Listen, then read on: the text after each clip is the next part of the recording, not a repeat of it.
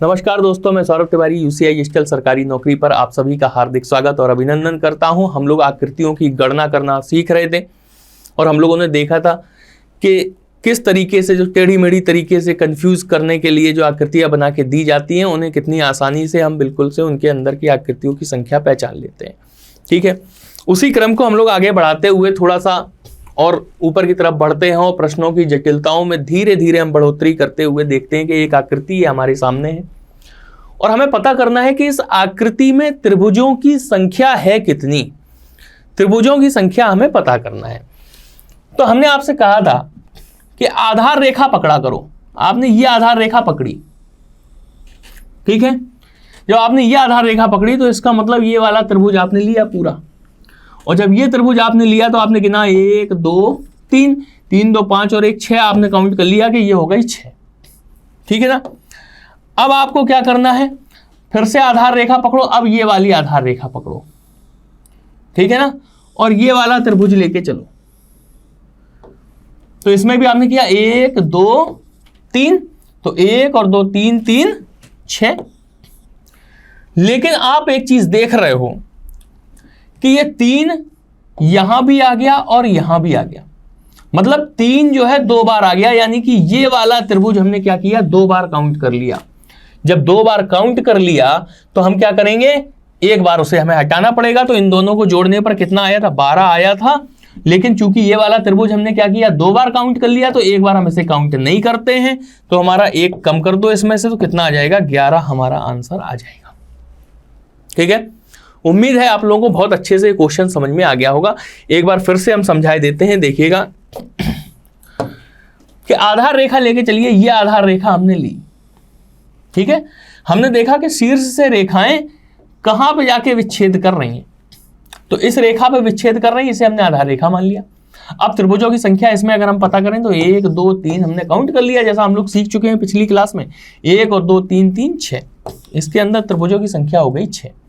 ठीक है, अब इस वाले शीर्ष से रेखाएं जाके यहां पे विच्छेद कर रही हैं, तो इसे हम आधार रेखा हम मान लेते हैं। तो 1 2 3 ये हमने ले लिया, तो ये भी हो गए 6 और 6 6 इस हिसाब से हो गए 12। लेकिन हम देख रहे हैं कि 3 तो यहां पे हमने 2 बार ले लिया है, यानी कि ये वाला त्रिभुज हमने क्या किया है, 2 बार हमने काउंट कर लिया है। और एक ही त्रिभुज को हम 2 बार कैसे काउंट कर सकते हैं, ठीक है ना। तो एक बार क्या करना पड़ेगा, एक त्रिभुज को हमें खत्म करना पड़ेगा, यानी कि 12 में से 1 हमें कम करना पड़ेगा, और आकृति के अंदर त्रिभुजों की संख्या कितनी आएगी, 11 आएगी। ये हमारा आंसर हो जाएगा।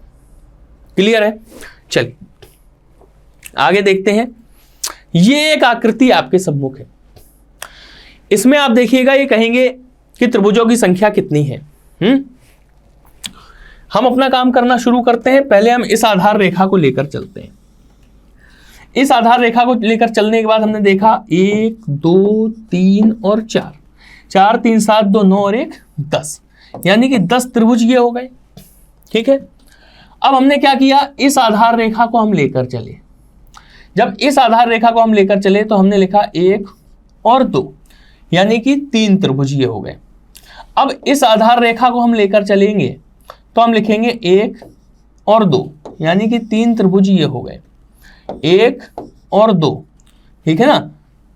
अब यहां पे हम लेके चलते हैं तो 1 और 2, ठीक है ना। तो 3 3 6 3 9 और 3 12, 12 ये हो गए। बात आई समझ में।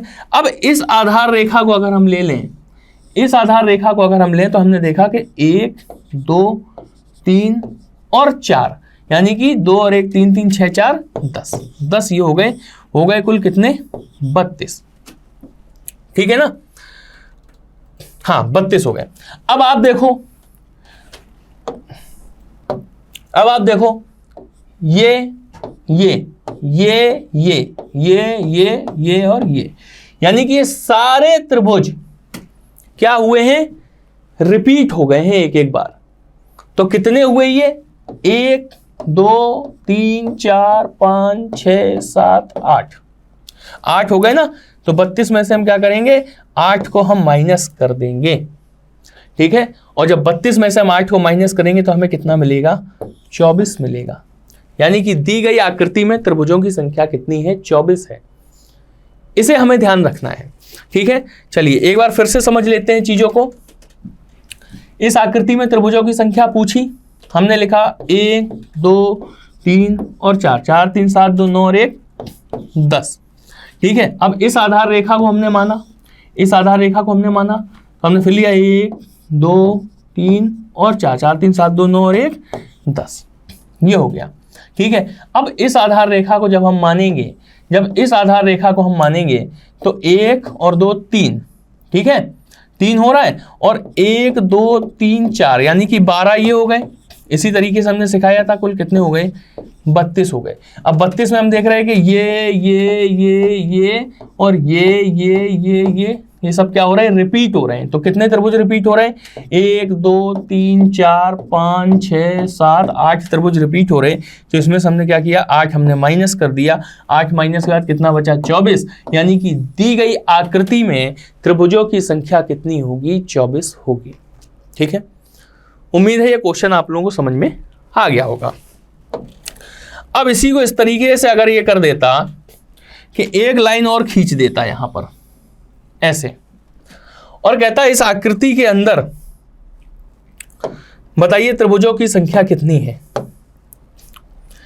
तो हम क्या करते, 1 2 3 4, 4 3 7 2 9 और 1 10 ये हो गया था। ठीक है, 1 2 3 4 10 ये हो गया, 1 2 3 4 10 ये हो गया।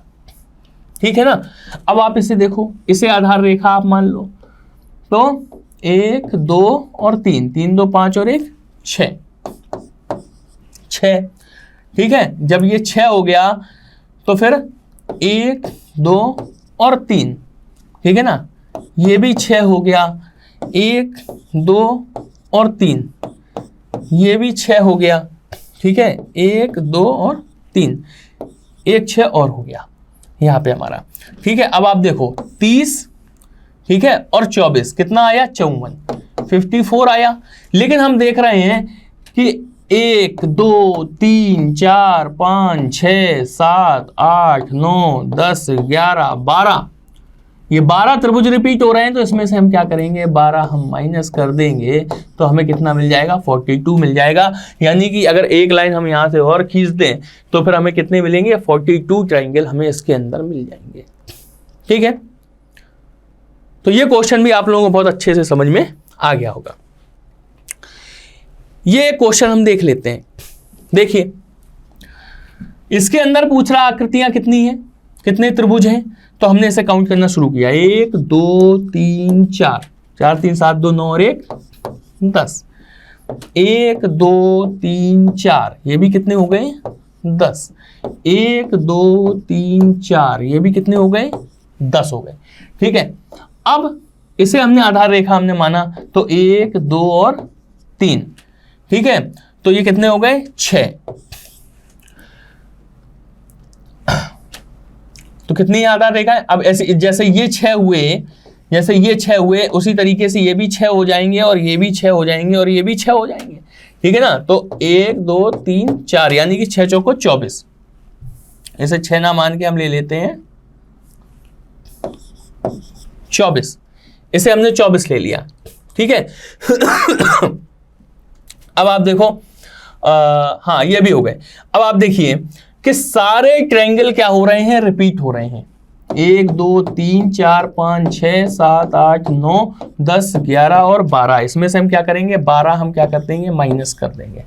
ठीक है ना, जब 12 हमने माइनस कर दिया तो हमें कितना मिल गया,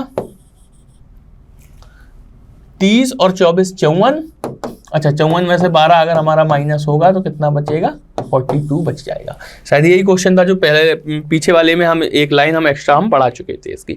ठीक है, तो ये क्वेश्चन भी आप लोगों को समझ में आ गया होगा। हाँ, यही क्वेश्चन था जिसमें लाइन बढ़ा दी थी। तो आज की क्लास में हम लोग इसी तरीके के इतने ही क्वेश्चन रखते हैं। आगे की क्लास में और देखेंगे कि क्या क्या क्वेश्चन इस प्रकार से हमारे बन सकते हैं। बस क्वेश्चंस का रिवीजन जरूर करते चलिएगा। चैनल को सब्सक्राइब करिए, वीडियो को लाइक करिए, शेयर करिए, कमेंट करिए। मिलते हैं अगली क्लास में।